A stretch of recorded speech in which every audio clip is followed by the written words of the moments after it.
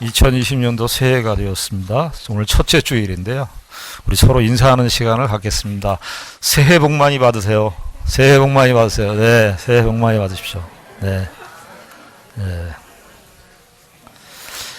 참 2020 이렇게 발음하기도 편한 의미 있는 그런 한 해인데 2020년도 주님의 그 은혜와 주님의 그 복주심과 주님의 함께하심으로 누리는 주님의 평강이 죽전 난폭의 모든 성도들과 가정 위에 충만하시기를 기원합니다. 아멘. 예. 오늘 설교의 제목이 우리의 계획과 주님의 인도하심이라는 제목입니다. 우리의 계획, 우리 계획을 하고 살지요. 사람들은 다 계획을 하고 삽니다. 그 잠언 16장 오늘 1절부터 9절을 봤는데요. 9절 말씀이 사람이 마음으로 자기의 길을 계획할지라도 그의 걸음을 인도하시는 이는 여호와시니라. 이 한글 문장이 사람이 마음으로 자기의 길을 계획할지라도 이렇게 번역이 되어 있으니까 사람이 열심히 길을 계획해도 결국은 하나님이 다 결정하시는 거니까 우리가 계획할 필요가 없겠다. 그런 좀 뉘앙스를 주는 그런 의미를 주는 그런 말씀처럼 보이는데 사실 직접적으로 번역하면 이런 뜻입니다. 사람이 마음으로 자기의 길을 계획한다. 계획한다는 말도 강조되어 있어요. 계획해야 된다. 어떤 면에서는 사람은 마음으로 자기의 길을 계획해야 되는 사람들이다. 그러나 그의 걸음을 인도하시는 이는, 그의 걸음을 확정하시는 이는 하나님이시니라. 이런 뜻입니다. 우리가 계획을 세우고 마음으로 열심히 계획도 세우고 하지만 하나님께서 우리의 최종적인 모든 것들을 결정하시고 인도하신다. 이런 뜻입니다. 짧은 한마디의 말씀인데 우리의 인간의 삶과 우리의 의지와 노력과 우리의 계획과 하나님의 작정과 하나님의 인도하심에 대한 참 신비로운 그런 말씀이 아닐 수가 없습니다. 사람들은 다 계획을 하고 살지요. 저희 초등학교 다닐 때는 다른 분들은 어땠을지 모르지만 학교를 다니면 그 방학 계획을 항상 시계처럼 이렇게 동그랗게 해갖고 계획을 짜곤 했습니다. 그렇죠? 그 케이크, 생일 케이크, 동그란 케이크처럼 이렇게 조각조각을 내갖고 중간에 24시간을 이렇게 만들어서 계획을 짜곤 했던 기억이 나는데 제가 그 계획서 중에 가장 큰 인상에 남는 계획표가 하나 있습니다. 저랑 같이 살고 있는 박승민 아들이라고 이름을 안 밝히겠는데 초등학교 1학년 때인가 2학년 때 이렇게 계획을 짜가지고 왔어요. 근데 아침에 일어나서 기상 해갖고 8시 기상. 그 다음에 보니까 2시간이 TV 보기. 그 다음에 2시간은 게임하기. 그리고 1시간 밥 먹고 자기, 그 다음에 쉬기, 그 다음에 놀기, 아주 조그마한 부분에 공부 이렇게 써놓고, 그 다음에 TV 시청, 게임하기. 그래서 그걸 가지고 얘기를 하는 중에 얼마나 우리가 격렬한 토론을 했던 기억이 나요. 아빠, TV 보는 거하고 게임하는 거하고 완전히 다른 거야. 그게 그건데 자기, 쉬기, 놀기 그런 계획은 사실 짤 필요가 없습니다. 안 짜도 다 우리가 자연스럽게 하는 계획들이죠. 우리가 뭔가를 이렇게 계획하고 뭔가를 이렇게 의도하고 뭔가를 목적해서 그 목표를 이루기 위해서 세세하게 세밀하게 계획을 짜는 일들은 우리가 해야 되는 일들입니다. 그러나 우리가 기억해야 되는 것은 이 모든 것들이 우리의 계획대로 되지 않는다는 사실도 받아들여야 한다는 것입니다. 계획은 짜지만, 계획은 하지만 이 모든 것들이 우리의 생각과 우리의 의도대로 되지 않는다라는 사실을 인정하는 것이 오늘 잠언 기자의 하나의 중심적인 내용이라고 할 수 있겠습니다. 그런데 오늘 이 잠언 16장 1절서부터 9절까지 말씀을 보면 우리가 계획을 짜고 어떤 의도를 갖고 뭔가를 하는데 그 계획을 세우는 일, 우리의 마음속에서부터 계획을 세우는 일에 그 무슨 장애가 있다고 잠언에서 곳곳에서 이 말씀을 증언합니다. 오늘 16장 2절 말씀 보시면 16장 2절 말씀 보시면 이렇게 되어 있습니다. 사람의 행위가 자기 보기에는 모두 깨끗하여도 여호와는 심령을 감찰하시느니라. 그러니까 사람이 자기의 생각과 자기의 생각대로 계획을 짜는데 우리가 그냥 쉽게 생각할 수 있어요. 내가 생각하고 계획을 짜고 하는 일인데 근데 그 생각을 하고 계획을 하는 그런 내가 관점을 어떤 관점을 가지느냐 하면 내가 옳은 방식으로 내가 보기에는 옳은 방식으로 여기 2절에 보면 사람의 행위가 자기 보기에는 자기 눈의 관점에는 자기의 눈의 관점에서 계획을 한다 이런 뜻입니다. 자기가 보기에 옳다고 생각하는 것을 계획한다 이런 것입니다. 이런 내용의 말씀이 잠언에 이제 그 산발적으로 흩어져 있는데요. 12장 잠언 12장 15절을 한번 보겠습니다. 12장 15절입니다. 12장 15절 우리 같이 읽습니다. 시작. 미련한 자는 자기 행위를 바른 줄로 여기나 지혜로운 자는 권고를 듣느니라. 여기 15절에도 미련한 자를 이야기하는데 미련한 자는 자기 행위를 바른 줄로 여긴다. 근데 이 이야기는 뭐냐 하면 자기 눈 안에 자기 원래 빠져 있지만 자기 눈 안에 볼 때 자기의 관점에서 볼 때 어떤 영어 성경에 의하면 자기의 견해에서 볼 때 미련한 자는 자기의 견해, 자기의 눈의 안목에서 볼 때 자기 행위를 바른 줄로 여긴다 하는 거예요. 14장 12절을 보겠습니다. 14장 12절에 보면 비슷한 내용의 말씀이 나오는데 14장 12절은 제가 읽습니다. 어떤 길은 사람이 보기에 바르나 필경은 사망의 길이니라.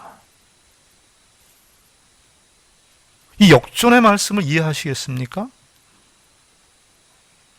어떤 길은 사람이 보기에 여기도 사람 자신의 눈으로 보기에 자신의 견해, 자신의 관점으로 보기에 바른데 필경은 반드시 그게 사망길로 간다는 거예요.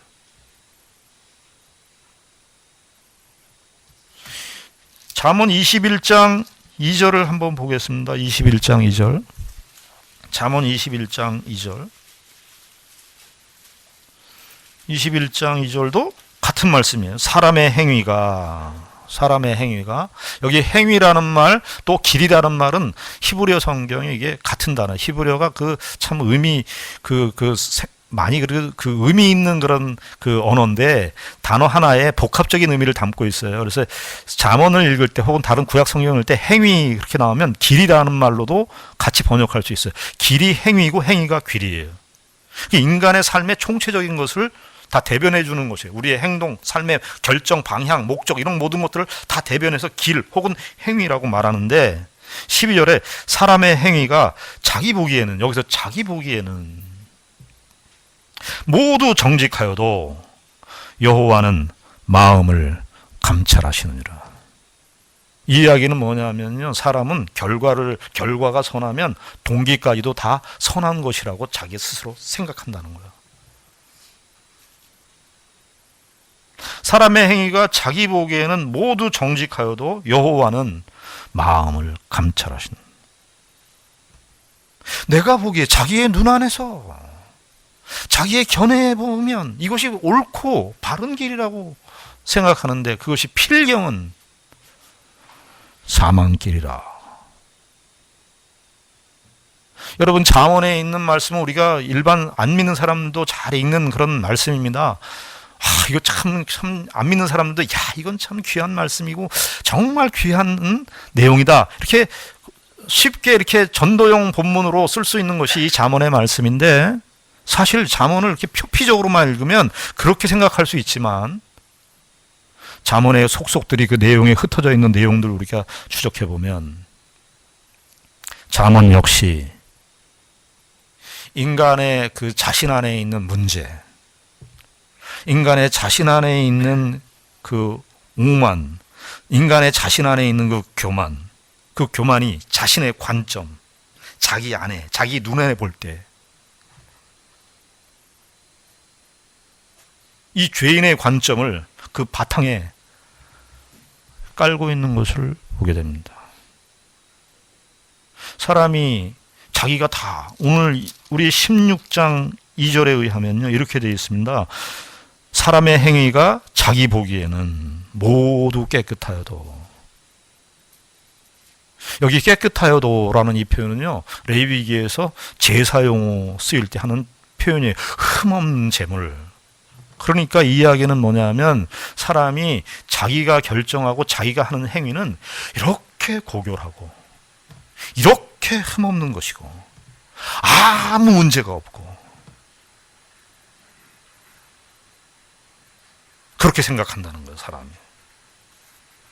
자기 보기에는, 자기 눈 안에서 볼 때는 가장 깨끗한 길이고 정당한 길이고 옳은 길이고 맞는 길이고 순수한 길이고 순수한 생각이고, 어떨 때 어떻게 해요?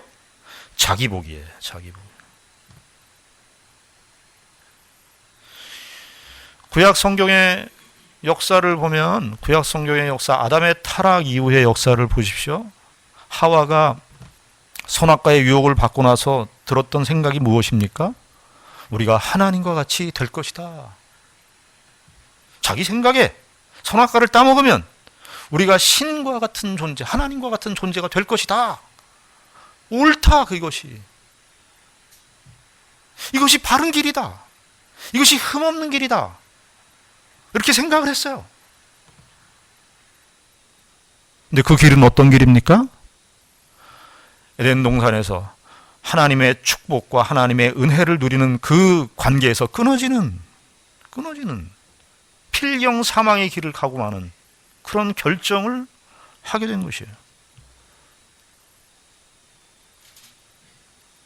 가인이 아벨을 죽였을 때 어떻습니까? 가인이 아벨을 죽이면 더 이상 내가 정말 평안한 길, 가인이 아벨을 죽여 없애야만이 내가 정말 편안한 길이고 생명의 길이고 내가 복된 길이라고 생각하고 확신해서 아벨을 죽인 거예요. 그러나 가인에게 주어진 그 이후의 삶은 계속해서 폭력과 끊임없는 사람에 대한 증오심을 키우는 그런 모습으로 나타나는 것을 보게 됩니다. 저와 여러분들이 사는 이 세상 왜 이렇게 갈등이, 분열이 끊이지 않습니까? 다 자기 소견이 옳다고 생각하기 때문입니다. 내가 생각하는 길이, 내가 생각하는 관점이 가장 흠없고 가장 정확하고 바르고 의롭다고 생각하기 때문에 아무에게도 말을 들으려고 하지 않습니다. 어디서부터 비롯된 것인가요? 아담의 타락에서부터 이 일은 시작된 것입니다. 성경은요, 성경의 전체 성경, 창세기에서부터 요한계시록까지는 한 가지 큰 흐름을, 저변에 있는 흐름을 다 의식하고 성경이 기록되어 있는데, 그게 뭐냐 하면 인간의 죄인이라는 거예요. 죄인이라는 것은 단순히 윤리적, 도덕적인 문제만을 이야기하는 것이 아닙니다. 다 자기가 죄인 노릇하고 있다는 겁니다. 여러분, 저와 여러분들이 언제 상처를 받죠? 언제 힘들죠? 내 생각은 이런데 저 사람이 전혀 다른 생각을 나에게 했을 때 상처. 모든 것이 내 마음대로 안 돌아가니까.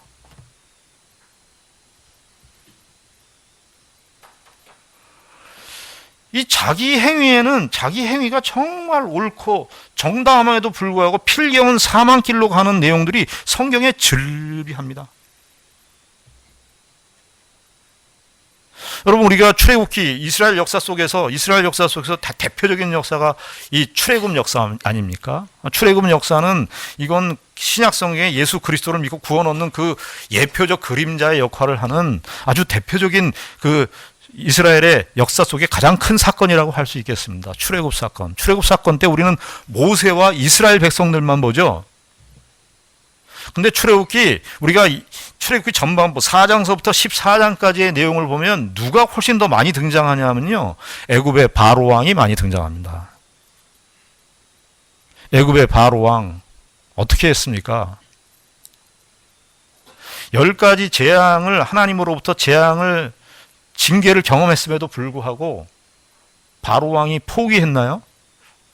이스라엘 백성들을 어떻게 해서든지 자기의 노예로 삼을 것이라고, 그렇게 하는 것이 옳은 것이라고,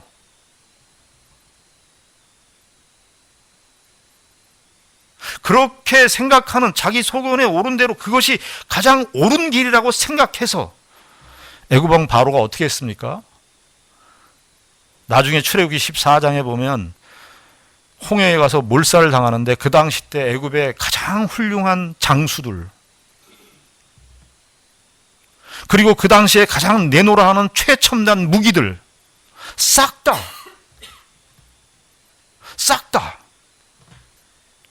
홍해에다가 숨을 시키는 그런 결과를 가져오게 된 것입니다. 자기 생각이 틀렸다고 생각하면 그렇게 했겠어요? 겸손하게 내 생각이 정말, 이게 내 생각이 틀릴 수 있어. 이렇게 생각했다면 이스라엘 백성들과 쫓아가는 그 홍해 앞에 가서 그렇게 많은 백성들을, 그렇게 많은 장수들을 일거에 죽이게 되는 그런 결과를 가져왔겠냐 그 말입니다. 여러분, 자기가 옳다고 계속해서 믿고 살았던 사람 중에요, 우리가 그 존경하는 사람이 한 사람이 있습니다. 누구냐 하면 사도 바울입니다.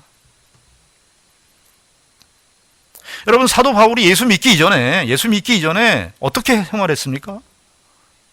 자기가 옳다고 생각했습니다. 예수 그리스도를 믿는 사람들을 핍박하고 그 교회를 잔멸하고 교회 성도들을 순교의 이슬로 사라지게 만드는, 형장의 이슬로 사라지게 만드는 그 일을 하는 것이 가장 옳은 일이라고 생각했어요.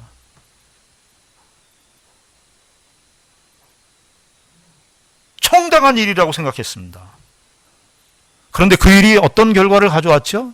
하나님의 뜻과는 전혀 반대의 일을 하는.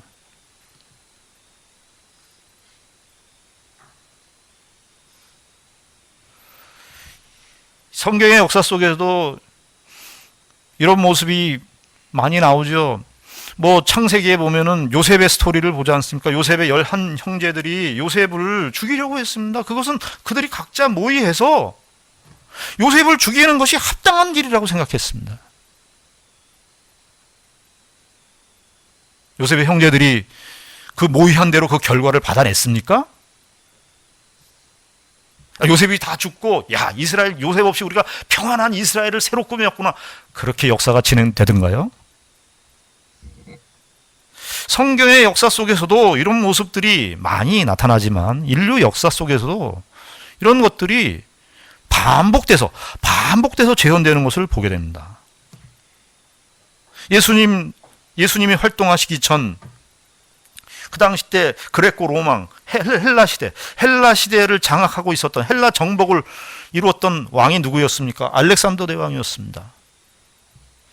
이 사람이 참 공교롭게도 예수님과 똑같은 나이에 죽어요. 33살에. 그런데 이 알렉산더 대왕이 어느 날, 이 알렉산더 대왕은 우리 다 애완견을 키우잖아요. 근데 이 알렉산더 대왕은 무엇을 좋아했냐면 원숭이를 좋아했답니다. 원숭이. 애완용 원숭이를 줘야 돼요. 그래서 정복하는 나라마다 가면 그 원숭이를 가져다가 애완동물로 삼고 애완동물로 삼았다는 거예요. 그리고 알렉산더 대왕이 지도를 다 펴놓고 온 유럽을 다 정복했으니까요. 이제 나머지 정복할 때를 찾고 이렇게 이 지도를 그리면서 얼마나 쾌재를 불렀을까요? 자기가 이제까지 점령한 땅 이렇게 이거 내 땅, 이거 내 땅, 이거 내 땅. 이거 우리 땅 이러고 있다가 이제 조그만 나라들, 섬나라들 이런 나라들 이제 다 탈취하려고 지도를 그리고 있는데 이것도 이제 내 땅, 이거 내 땅. 앞으로 1년만 있으면 저거 내 땅이다 이렇게 생각하고 있었을 텐데 이 원숭이 애완용 원숭이에게 어느 날 물립니다. 손가락을. 애완용 원숭이에게 적국에 누가 원수가 독을 탔는지 애완용 그 원숭이의 입에 뭘 넣었는지 모르겠는데요. 하루도 안 돼서 이 한 손가락이 물렸는데 24시간이 채 안 돼서 알렉산더 대왕이 죽습니다. 33살에 지도 펴놓고 이 땅은 내 땅, 이 땅은 우리 땅, 이건 누구 장수에게 주는 땅 이렇게 생각하고 있었던데 앞으로 승승장구하면서 온 세계를 다 정복할 것이라고 생각했었던 알렉산더 대왕이 하루 만에 죽어버립니다. 그렇게 허망하게 갈 줄 어떻게 알았겠습니까?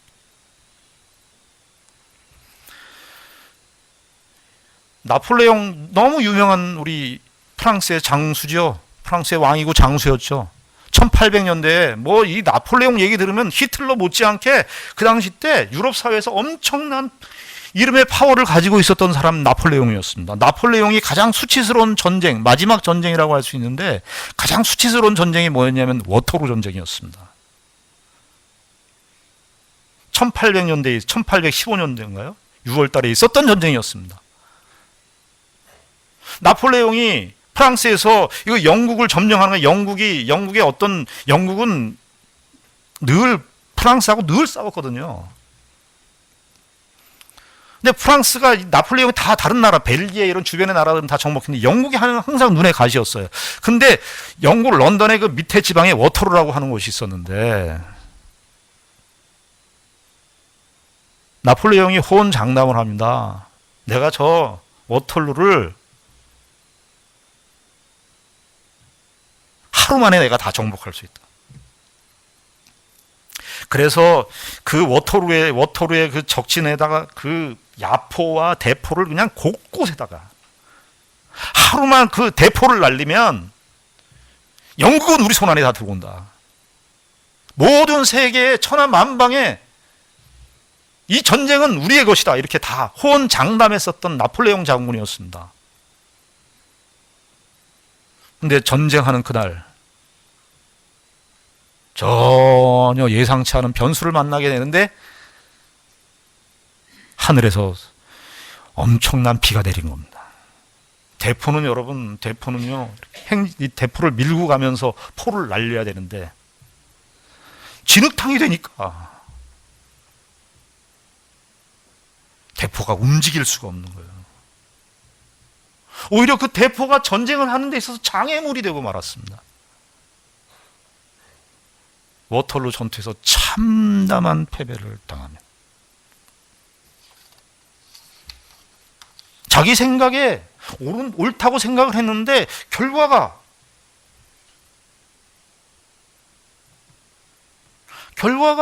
전혀 예상치 않은 결과를 맞이하게 되는 그런 현실들, 그런 역사 경험들을 우리가 이 세상 역사 속에서 얼마든지 보는 것입니다.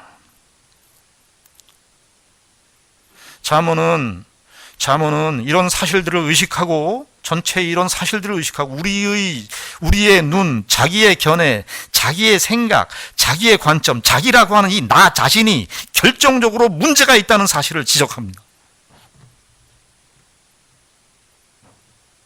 우리의 생각, 우리의 판단, 우리의 기준 이것에 하자가 있다고 성경은 말합니다. 그래서 잠언 1장을 보시면요, 하나님을 경외하는 것이 지식의 근본이라 그렇게 말합니다. 하나님을 경외하는 것이 지식의 근본이라 그렇게 말합니다. 너희들 생각 앞세우지 말고, 너희들 생각이 항상 옳다고 생각하지 말고, 하나님을 경외하는 것을 너희의 지식의 근본으로 삼아라. 지식의 근본이라는 말도 되고요, 지식의 시작이라는 말도 돼요. 3장 5절부터 6절까지는 이렇게 말합니다. 너는 마음을 다하여 여호와를 신뢰하고 내 명철을 의지하지 말라. 똑똑한 사람들이 꼭 자기 명철을 의지해요. 내 명철을 의지하지 말라. 내 명철이 너를 속인다는 거예요. 너는 범사의 그를 인정하라. 그리하면 내 길을 지도하시리라. 하나님을 경외하는 것이 지식의 시작이고 우리의 삶의 시작. 16장 3절에 보면 오늘 본문에 너의 행사를 어떻게 하래요? 우리 16장 3절을 한번 같이 읽습니다. 16장 3절 같이 읽습니다. 시작. 너의 행사를 여호와께 맡기라. 그리하면 네가 경영하는 것이 이루어지리라. 너의 행사를 다 여호와께 맡겨라. 그런데 이것이 참 쉬운 일인 것 같은데 잘 안 돼요. 나의 행사를 모든 것을 하나님께 맡겨야 되는데 여기 하나님께 맡겨라, 이것이 하나님께 굴려라 이런 뜻이 돼요. 하나님께 굴려라. 우리의 모든 것들을 하나님께 굴려라. 하나님께 우리의 모든 것들을 굴리고 맡기고 해야 되는데 잘 안 되죠. 이것이 잘 안 돼요. 불안해요. 맡긴다고 했는데 기도하고 하나님 이거 맡아주십시오 기도했는데 기도하고 나서 일어나면 또 자꾸 염려가 돼요. 우리가 그 싸움을 하는 거죠. 하나님을 경외하는 것이 지식의 근본이라 그럴 때 우리에게 구체적으로 어떻게 그럼 우리가 하나님을 경외하는 것인가? 무엇이겠습니까? 주의 말씀을 가까이 하는 것입니다. 내 생각, 자기 소견, 자기의 견해를 더 확대시키고 내 견해를, 내 생각을 더욱더 심화시키는 방식으로 사는 것이 아니라 하나님의 말씀의 견해, 하나님의 말씀의 입장, 하나님의 말씀의 진리의 기준과 표준을 자꾸 받아들여서 그 하나님의 말씀의 관점을 키우는 것이 하나님을 경외하는 것입니다.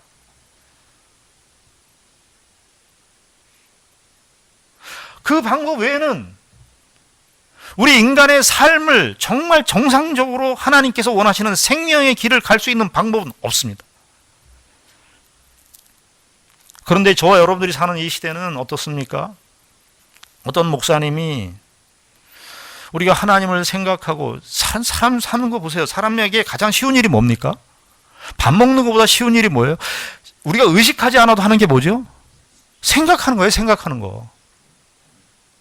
데카르트라는 사람은 그래서 생각하는 것이 곧 존재, 인간의 존재의 가장 근본이라 모든 걸 다 의심했거든요. 데카르트라고 하는 철학자는 다 의심했어요. 과학적 지식, 철학적 지식 이런 거 다 의심했어요. 수학적 지식도 다 의심했어요. 그런데 그가 의심할 수 없는 딱 하나의 사실, 사람은 생각한다. 생각한다. 그 가장 우리가 의식하지 않아도 생각하는 것이에요. 그런데 우리는 그 생각을 누구를 생각해야 돼요? 말씀을 생각해야 돼요. 하나님을 생각해야 돼요. 가장 쉬운 일, 가장 우리가 하나님께 영광을 돌리며 산다, 이렇게 여러 가지들을 하나님께 영광을 돌리면서 사는 것을 현란하게 얘기할 필요 없어요. 하나님의 영광을 돌리며 사는 인생은, 삶은 가장 기본적인 것부터 출발하는 건데, 그것은 우리가 늘상 의식하지 않아도 밥 먹는 것보다 더 쉬운 일, 우리의 생각을 하나님의 말씀으로 생각해야 돼요. 그런데 우리에게 사실은 이거 너무나 생각하는 것이 쉬운 일이고 참 의식하지 않아도 자연스럽게 되는 것이 우리의 삶의 실존인데, 인간의 실존인데 그렇게 하지 못하는 이유를 제시했어요. 두 가지 이유를 제시했는데 첫 번째 이유가 뭐냐면 너무 바쁘다는 겁니다. 너무 바빠요.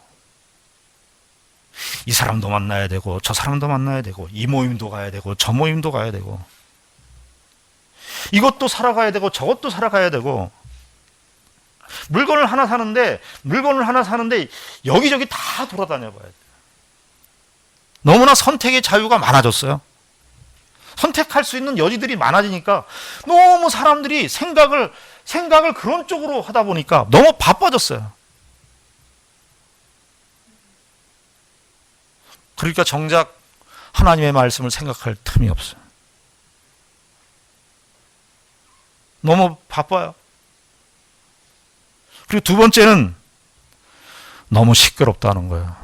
too noisy. 너무 시끄럽다는 거예요. 산만하다는 거예요. 우리가 사는 세상이 너무나 산만해. 시끄러워. 이 소리 듣고 저 소리 듣고 너무나 이 인터넷에서 그냥 인터넷에서 정보도 그냥 확인되지 않은 그런 정보들 그냥 계속해서 뿜어내고 그거 그냥 우리 무방비로 다 받아들이고 너무 산만하고 시끄러워요.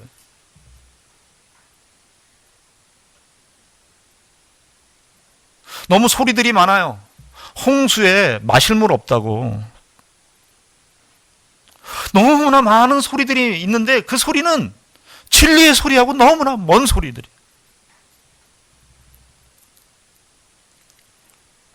올 한 해 우리 교회 말이죠. 하나님을 생각하십시다. 말씀을 생각하자고요. 다 사실은 어디에서 우리 문제가 다 나오냐 하면 하나님의 말씀을 생각하지 않아요. 우리가요 탁구를 예로 들면 탁구를 치면 두 가지 지식이 필요해요. 하나는 뭐냐 하면 그 탁구를 시합할 때 해야 되는 그런 지식이 필요하고 그리고 무슨 지식이 필요하냐면 쌓여진 지식이 필요해요. 어떤 쌓여진 지식? 탁구를 치면 탁구를 치기 전까지 훈련받은 그 지식이 필요해요. 보조적 지식이에요. 근데 이 탁구 실제적으로 경기할 때 쓰는 그 지식은 이 보조적 지식이 충만해야지 실제적으로 경기를 할 때 그 지식이 나타나는 거예요. 지식은 두 가지가 있다 그래요. 그런 면에서 봤을 때. 근데 우리가 인생을 살면서도 실제적으로 살아가는 그런 모든 삶의 내용들이나 현실에서 판단하고 선택하고 하는 그런 결정들은 우리가 그때 즉시 필요하지만 그 즉시의 내용들은요. 무엇이 축적되어져서 그 결정과 선택을 해야 되느냐면 우리의 보조적 지식, 그동안에 배웠던 그런 지식들이 그 현실적 지식에서 현실적 결정의 순간 속에서 작동되게 되어 있는 법입니다. 그런데 문제는 뭐냐 하면 우리가 가지고 있는 쌓여진 이 암묵적 지식들이 문제가 많다는 거예요.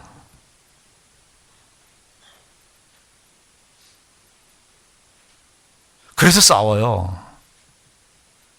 암묵적 지식들이 그동안 우리가 살면서 가져온 이 암묵적 지식들, 보조적 지식들이 축적된 지식들이 우리가 선택하고 결정하는 일에 있어서 결정적인 영향을 주는데 우리의 이 쌓여진 체득적 지식들이 문제가 많다는 거예요.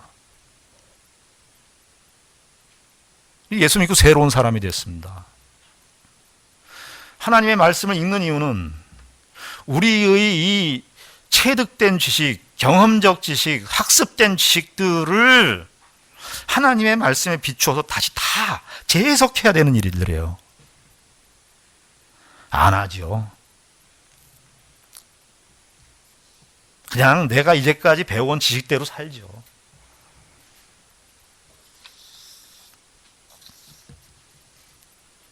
저는 일주일간에 우리가 올 1년의 삶도 사실은 다 일주일의 패턴 아닙니까? 동서고금을 막론하고 다 일주일의 패턴을 저는 하나님의 귀한 섭리가 있다고 생각합니다. 일주일의 패턴을 대로 사는 것이. 근데 여러분 달력을 보셨습니까? 우리 교회 달력 다 가지고 계시죠? 달력 보셨어요? 달력이 어떻게 시작되던가요? 월, 화, 수, 목, 금, 토, 일 이렇게 일요일이 끝에 있나요? 아니죠. 일이 제일 먼저 있어요. 그건 저는 의미가 있다고 생각해요. 여러분 사람이 하나님께서 창조하실 때 사람을 6일째 창조하시고 창조된 사람이 제일 먼저 경험한 날이 어떤 날인 줄 아십니까? 토요일도 아니고 금요일도 아니고 주일을 경험했어요. 하나님이 사람을 창조하시고 사람 쪽에서 제일 먼저 경험한 날은 안식일이에요. 그 하나님께서 복 주신 날이에요. 하나님께서 우리에게 복을 주신 날이에요. 하나님의 모든 삼라만상 온 세계의 우주의 모든 것들을 우리를 위해서 만드셨는데 우리에게 그 모든 축복을 누리도록 허락한 날이 안식일 날이에요. 그리고 이 하나님의 안식과 하나님의 축복을 충만히 경험하고 월요일을 살아라는 거예요. 근데 저와 여러분들이 사는 이 세상은 어떤 세상입니까? 여러분 주일을 어떻게 오십니까?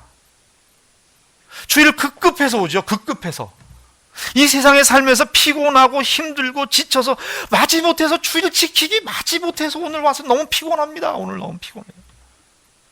그래서 주일을 지키는 것이 굉장히 수세적이에요. 수세적. 방어적이고 뭐 그냥 마치 이 세상에 지쳐서 피곤하고 지쳐가지고 너무 마지막 힘을 뭐 주일이 또 왜 있냐, 교회는 또 왜 가야 되냐, 그런 가운데 오는 거예요. 근데 성경에서 말하는 하나님의 백성들의 삶은 거꾸로예요. 하나님께서 우리에게 축복을 주시고 은혜를 주시고 함께 하시고 그 은혜를 경험하고 그래서 일주일을 나가라고.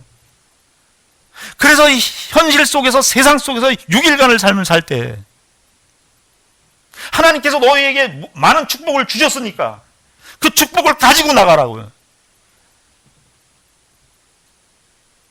왜 밀려서 세상 사람들하고 똑같이 헬 조선이라 그러고 못 살겠다 그러고 밀려가지고 가까스로 주의를 지키는 그런 상태가 되었냐고요, 우리가.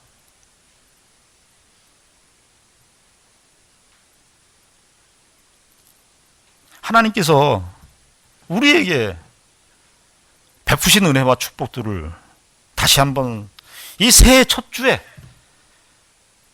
기억하시고, 제가 조금 톤을 올렸습니다만 제 심정을 아실 거예요. 이 하나님의 거룩한 분노로 설교하신 여러분들, 하나님께서 우리에게 모든 것을 주신 분이에요. 예수 그리스도를 보내셨습니다. 온 세상의 만물을 창조하시고 지금도 섭리하시고. 여러분, 사람들은 보통 세상 사람들은 비가 온다, 비가 안 온다 이렇게 말합니다. 그런데 성경은 하나님께서 비를 주셨다 그러고 하나님께서 비를 안 내리셨다 그래요. 우린 그렇게 사는 사람들이에요. 올 한 해 수세적으로 사지 마시고 하나님께서 우리에게 복 주시고 은혜 주시고 하나님께서 이 성경 말씀을 주셔서 하나님의 살아계심과 복 주심을, 하나님을 경외하는 삶을 사는데 부족함이 없도록 생명과 경건에 속한 모든 것들을 다 주셨어요. 오늘 에베소서 1장을 읽었는데 하늘에 속한 모든 신령한 복으로 우리에게 복 주신 그 하나님의 은혜로 올 한 해도 믿음으로 승리하시는 귀한 은혜가 있기를 바랍니다. 기도하겠습니다. 하나님 아버지, 은혜를 감사합니다. 올 한 해를 허락하셨습니다. 하나님께서 허락하신 날입니다. 선물로 주신 이 새해입니다. 세상의 도전이 만만치 않을 겁니다만 하나님께서 우리에게 주신 은혜가 더 크고 영광스럽고 복됩니다. 이 믿음을 가지고 세상에서 올 한 해도 승리하며 살아가는 우리 모두가 되게 하여 주시옵소서.